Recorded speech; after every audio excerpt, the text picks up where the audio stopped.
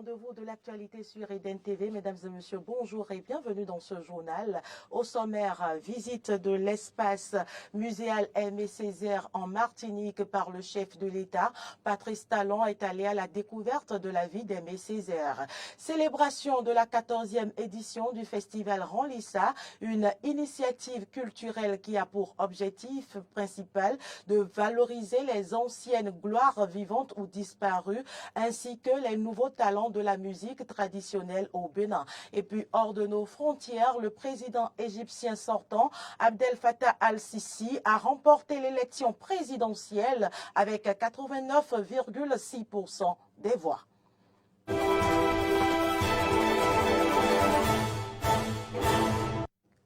Merci de votre fidélité. Je l'annonçais dans les titres, le président Patrice Talon a poursuivi sa visite en Martinique par la découverte des ateliers d'art visuel du CERMAC, une exploration de l'espace muséal et une présentation du théâtre du célèbre écrivain Aimé Césaire où le chef de l'État y a découvert la vie de l'auteur. Les détails, c'est avec nos confrères de la télévision nationale. La maison de l'ancien député maire de Fort-de-France, Aimé Césaire, a reçu la visite du président Patrice Talon. C'est un bâtiment situé à Fort-de-France où vécut le poète et homme politique du début des années 60 jusqu'à sa mort en 2008. Après la mort du chantre de la négritude, sa maison sera vendue sur proposition de la famille Césaire à la commune de Fort-de-France. Depuis 2014, elle est classée monument historique. La demeure abrite au total 3 bibliothèques, dont une grande. Un tour dans les différents compartiments, en compagnie du maire et de la gouvernante Clémence Franchinard, a permis à Patrice Talon et sa délégation d'entrer dans l'intimité du poète. En signant un livre ouvert pour la circonstance, Patrice Talon a indiqué tout son vœu de voir perpétuer l'immense héritage d'Aimé Césaire. Nous serons les gardiens de ton héritage et nous en ferons la promotion pour l'idéal que constitue ton combat. La maison d'Aimé Césaire est annoncée pour être restaurée en 2024. Dans la soirée, un spectacle spécial a été organisé en l'honneur du chef de l'État et sa délégation. Et puis, le président Patrice Talon a ensuite eu une rencontre avec la diaspora béninoise en Martinique. Suivez plutôt. Rencontre du président Patrice Talon avec la diaspora béninoise en Martinique, une assise au cours de laquelle il a vu des compatriotes heureux et fiers d'échanger avec lui. C'est avec un grand intérêt que nous suivons l'œuvre immense que vous accomplissez avec votre gouvernement. Et oui, la tâche n'est pas facile. Monsieur le Président, fort de cet élan impulsé par votre leadership, notre diaspora, la diaspora béninoise ici aux Antilles, nous sommes prêts à apporter notre contribution à l'effort national. Après avoir écouté attentivement les compatriotes conviés à cette rencontre, le président de la République a répondu de façon méthodique à chacune des préoccupations évoquées. Il a exposé à l'assistance les différentes réformes entreprises et qui visent désormais à maintenir le Bénin dans un climat de bonne gouvernance favorable aux investissements et au retour de la diaspora. Il faut combler nos retards en matière de santé, en matière d'éducation, d'infrastructures, l'eau, l'électricité. Les choses les plus primaires qui nous manquaient tant et dont on ne dispose pas des ressources nécessaires pour les affronter.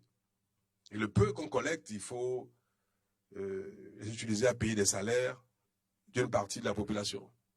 Tout le monde travaille au Bénin, presque, hein, mais presque personne ne mange vraiment à sa faim. Presque.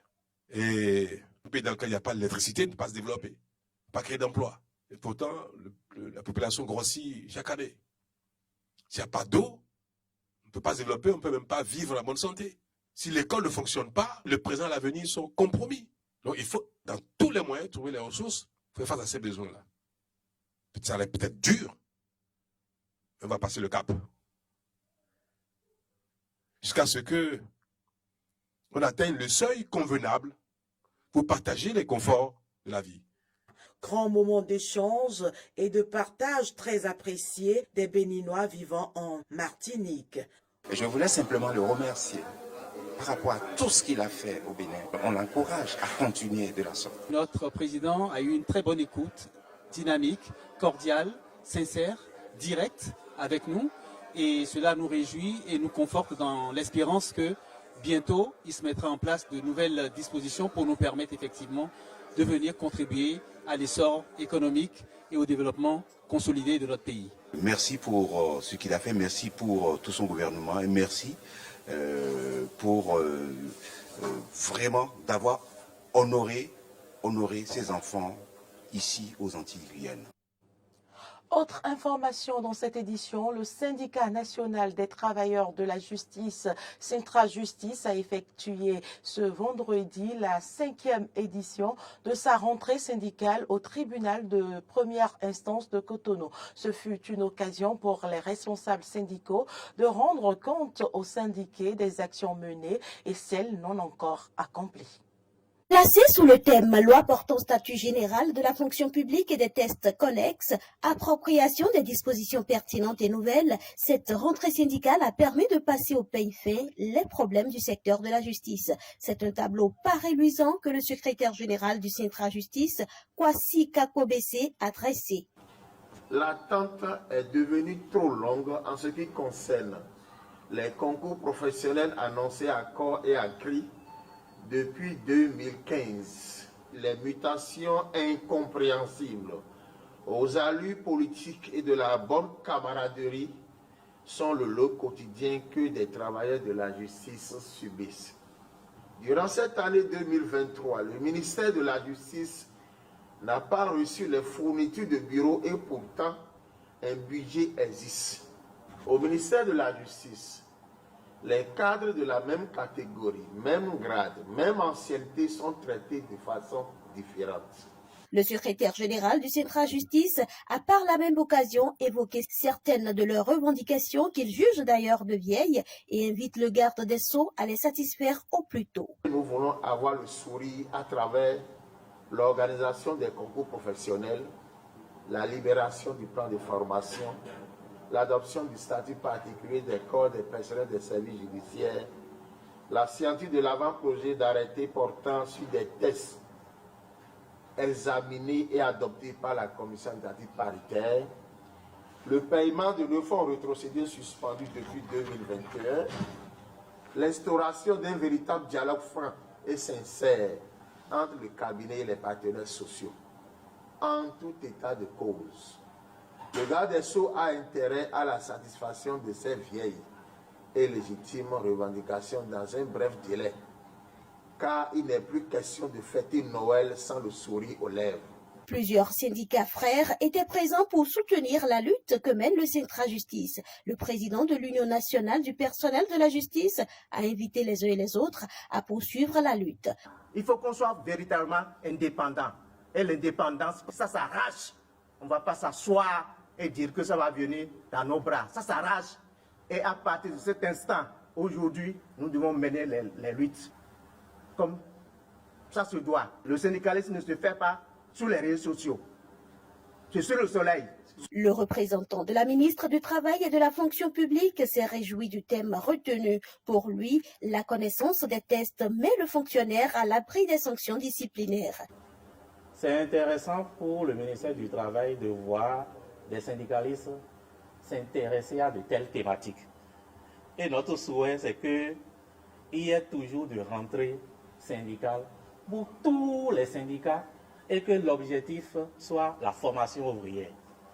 Amener les agents à mieux connaître les tests, parce que s'ils comprennent bien les tests, ils pourront mieux les appliquer et sera à l'abri alors des sanctions disciplinaires. Une causerie débat sur le thème animée par Chrysal Kenokon, enseignant-chercheur à l'École nationale d'administration, a permis aux syndiqués présents de mieux comprendre certains contours du statut général de la fonction publique. 15 au 17 décembre 2023, l'arrondissement de Ouedo dans la commune d'Abomey-Calavi a vibré au son et rythme de la 14e édition du festival J'y arrive Ranlissa. Cet événement annuel initié par Aubin Akpaonke a pour objectif principal de faire la lumière sur les anciennes gloires vivantes ou disparues ainsi que les nouveaux talents de la musique traditionnelle au Bénin. Spéro d'Almeida pour le point. Le communicateur, animateur, locuteur fond et promoteur culturel Aubin Akpaonke, fidèle à sa vocation de faire la lumière sur les artistes béninois, a réitéré son engagement cette année avec son festival dénommé Ranlissa. Chaque année, comme toujours, le festival Ranlissa a lieu. L'année dernière, par exemple, nous étions à Agmaïzou, et plus précisément dans l'arrondissement d'Adengon. Donc, depuis toujours, chaque année, nous faisons ce que nous pouvons juste pour valoriser ces anciennes gloires, juste pour parler de notre culture, juste pour promouvoir notre musique. Donc cette fois-ci, nous avons choisi Abomey-Calavi parce que nous avons voulu rapprocher l'événement de ces populations qui en ont besoin.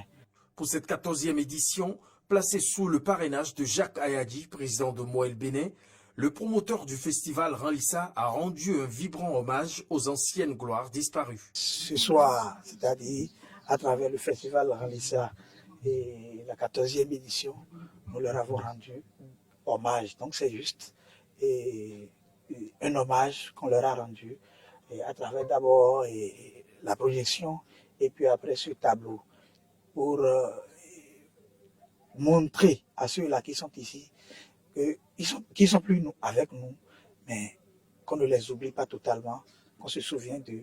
Aubin Akpaonke a entre autres rappelé à la jeune génération la nécessité de perpétuer des initiatives qui visent à mettre la lumière sur les talents de la musique traditionnelle au Bénin. Nos jeunes qui devaient pratiquer cette musique pour leur donner une visibilité, tous ces jeunes-là vont vers la musique urbaine. Moi, vraiment, ça me désole. Quelques personnalités locales présentes ont apprécié l'événement. Là, à Aubin, chaque année, il a toujours organisé ce genre de festival qui date depuis 14 ans. Et c'est quelque chose que la population aime. Et lui aussi, il a ce goût. Si je suis venu ici ce soir, c'est pour soutenir un frère. C'est pour soutenir quelqu'un de très important pour moi, quelqu'un qui œuvre inlassablement pour l'émergence de la culture béninoise. Ainsi donc, les rideaux sont tombés sur le festival Ranlissa édition 2023 et les mélomanes sont conviés à celle de 2024 qui promet d'être plus exaltante. Et puis, les meilleurs journalistes et acteurs sportifs de l'année 2023 ont été récompensés ce week-end.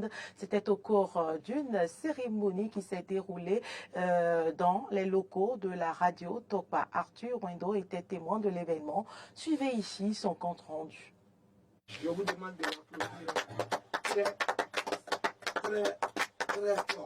Radio Topa Awards, grâce à ces récompenses, ils ont été reconnus comme étant les meilleurs acteurs du mouvement sportif au cours de cette année 2023. Félix Sondé Pépéripé justifie le bien fondé de cet événement. À l'instar de France Football, Radio Topa a également initié ce qu'on appelle les Radio Topa Awards pour, bien sûr, encourager et féliciter les sportifs, les confrères qui se sont bien sûr montrés au cours de l'année. Et on a commencé depuis plusieurs années déjà. Ce samedi, voilà, pour la version 2023, on a également primé les meilleurs de cette année. Vous avez vu que c'est un jury compétent qui, ma foi, a fait le travail.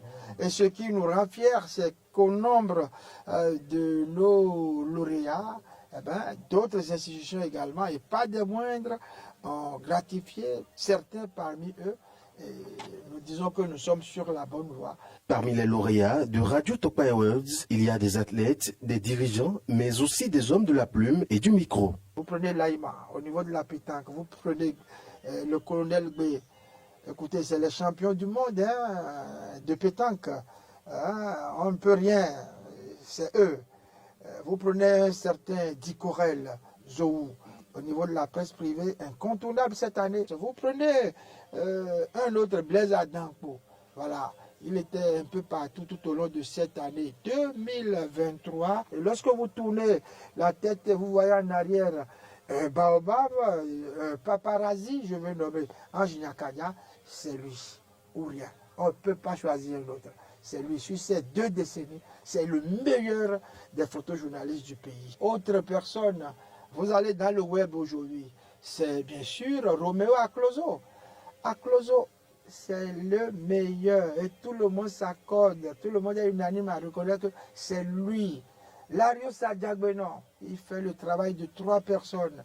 Quand on est JRI, vous connaissez le métier, eh bien, journaliste, reporter d'image, vous savez ce que ça veut dire. Et c'est lui, Blaise Adampo, sacré meilleur journaliste sportif de l'année 2023, qui va, au nom de tous les autres récipiendaires, remercier les initiateurs. Merci au doyen Pépérité, merci également au pape, merci également au professeur Abalo, que certaines fois j'ai l'honneur aussi d'appeler pour nos émissions sur la télévision nationale et qui répond favorablement à chaque fois qu'on l'appelle. Merci également à tous ceux qui sont dans le studio, mais également au jury. Radio Tokpa Awards a aussi reconnu le mérite de l'honorable Idrissou Ibrahima, président de la Confédération africaine des sports boules, et surtout celui du chef de l'État, Patrice Talon, qui a reçu un prix spécial. Et puis hors de nos frontières, le président égyptien sortant Abdel Fattah al-Sisi a remporté l'élection présidentielle avec 89,6% des voix, a annoncé lundi l'autorité nationale des élections, assurant un 3e mandat d'une durée de 6 ans au maréchal à la tête du pays depuis 2014. Arthur Wendo. Sa victoire ne faisait guère de doute, elle est désormais confirmée. Le président égyptien Abdel Fattah al-Sisi a remporté l'élection présidentielle avec 89,6% des voix, s'assurant sans surprise un nouveau mandat de 6 ans, a annoncé lundi 18 décembre l'autorité nationale des élections. Le chef de l'autorité, Azem Badaï, a déclaré que la participation avait atteint un taux sans précédent de 66,8% parmi les 67 millions d'électeurs égyptiens. Plus de 39 millions d'électeurs ont donc voté pour Abdel Fattah al-Sisi à la tête du pays depuis 2014. Le président sortant était opposé à 3 candidats. Azem Omar, chef du Parti populaire républicain, est 2e du scrutin avec 4,5% des voix. Farid Zankran, chef d'un petit parti de gauche, et Abdel Sanad Ramana du RAF, parti du centre droit, centenaire mais désormais marginal. C'est déjà la fin de cette édition. Merci à toutes et à tous pour l'attention. Les informations se poursuivent sur nos différentes plateformes Facebook, YouTube, Twitter et sur notre site internet Diaspora FM, Eden TV. À très bientôt. Restez en notre compagnie.